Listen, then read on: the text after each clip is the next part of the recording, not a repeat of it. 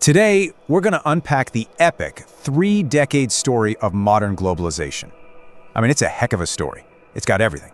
An explosive beginning right after the Cold War, a painful reckoning, and now a total reinvention of the world economy. So where do we even begin? You know, when you hear this quote, it sounds like it could have been written yesterday, right? It's basically a description of an Amazon Prime paradise.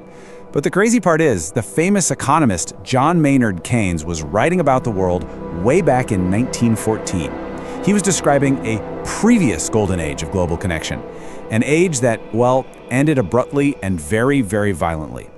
That's a powerful idea to keep in the back of your mind as we go through this. Okay, so let's set the scene. It's the 1990s. The Berlin Wall is rubble, and this incredible wave of optimism is just washing over the entire globe. This was the birth of modern globalization, a time of just explosive growth and this powerful belief that the whole world was becoming one giant, integrated marketplace. To really get a feel for the sheer speed of this change, just look at this number. Back in the late 1980s, this was how much currency was traded every single day: $190 billion. Now that sounds like a huge number, for sure, but trust me, it was just the warm-up act. Because by 1995, just a few years later, that daily number had absolutely skyrocketed to $1.2 trillion. Yeah, trillion with a T. Money was just flying across borders at a speed nobody had ever seen before. It really felt like there were no limits to this new, connected world. So you have to ask, what was the big idea driving all this? Well, the intellectual engine behind it all was this deceptively simple theory from way back in the 19th century called comparative advantage. The core idea isn't that you have to be the absolute best at making something. It's simpler. It's that everyone wins if each country just focuses on what it's relatively good at. You play to your strengths. Okay, so let's make this super clear. Check out this table. You've got West and East. Now, West is actually better at making both computers and bicycles. So you might think, well, West should just do everything, right? But look closer. West's real superpower is making computers. East, on the other hand, is relatively better at making bicycles. So if West goes all in on computers and East focuses on bikes, and then they trade, the total amount of everything goes up. The pie gets bigger for everyone. That was the promise. Trade wasn't a zero-sum game. But okay, let's pump the brakes for a second. Here's a little reality check. Even back then, at the absolute peak of all this optimism, the idea of a perfectly flat world wasn't quite true. Turns out most investment was still being financed at home. Money wasn't flowing quite as freely as you'd think from the headlines. It was a little hint that maybe the foundations of this new world weren't as solid as they looked. And those little cracks, well, they were about to turn into massive fault lines. This brings us to Act 2, the reckoning.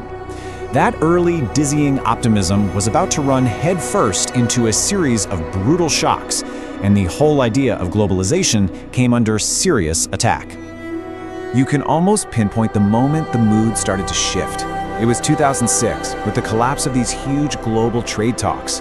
It was a big deal because for the first time in decades, the political will to just keep pushing for more free trade, it just evaporated. The global consensus was breaking apart. And after that, it felt like the hits just kept on coming. The 2008 financial crisis was a massive body blow. It completely shattered people's faith in that interconnected financial system that had powered the whole boom. And by 2019, all these events gave rise to a new and kind of scary word: deglobalization. And deglobalization is pretty much exactly what it sounds like. For the first time in modern memory, all the things we used to measure globalization, trade, investment, capital flows, they were all going in reverse. Everything that had been going up, up, up was suddenly going down. The world was starting to pull apart. And of course, these economic problems didn't just stay on spreadsheets. They fueled a powerful political backlash. People who felt totally left behind by all these rapid changes started to get very, very loud. And this wasn't just happening in one or two countries. This anger was global. And this is where that parallel from the very beginning becomes really chilling. Remember that vibrant, super connected world from 1914 that Keynes was talking about? Well, all this talk of deglobalization brought that memory rushing right back. That world, it ended in war. The first great age of globalization didn't just fade away, it was destroyed. And all of a sudden, the idea that our own era of connection could go into a dangerous reverse, well, that started to seem terrifyingly real. And listen, this backlash wasn't just a Western story, not by a long shot. This quote from an unemployed worker in China just shows that the same fears were being felt all over the planet. This is a guy who helped power China's incredible rise, but then as jobs started moving on to even cheaper countries, he got left behind. That anxiety was a truly global thing. So where does all that leave us? Well, it brings us to Act 3, to the new reality that we are living in right now. See, globalization didn't die. It just transformed. It became something slower, more cautious, and way more complicated. Welcome to the age of slowbalization. So what on earth is slowbalization? Basically, it's the idea that the explosive growth period is over. Trade and investment, they aren't expanding faster than the global economy anymore. So the world's still connected, definitely, but the pace has slowed to a crawl. The high-speed train has become a local commuter. And this chart, this picture tells the whole story. Just look at the contrast. You've got that steep, rapid climb during the boom years, and then after the financial crisis, it just flatlines. The engine didn't shut off completely, but it was throttled way, way back.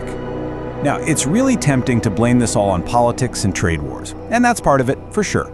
But there were deeper things going on. The easy wins, like making shipping cheaper, were mostly gone. And big companies started realizing, hey, maybe having our supply chain stretched all the way across the planet has some hidden risks. On top of that, China started making more of its own stuff instead of just assembling parts from other places. And if all that wasn't enough, another layer got added to this, and it's a really big one. The global economy started to fracture along geopolitical lines. We're moving away from that idea of one single system and towards a world of competing economic teams. These numbers just show you how huge this shift has been.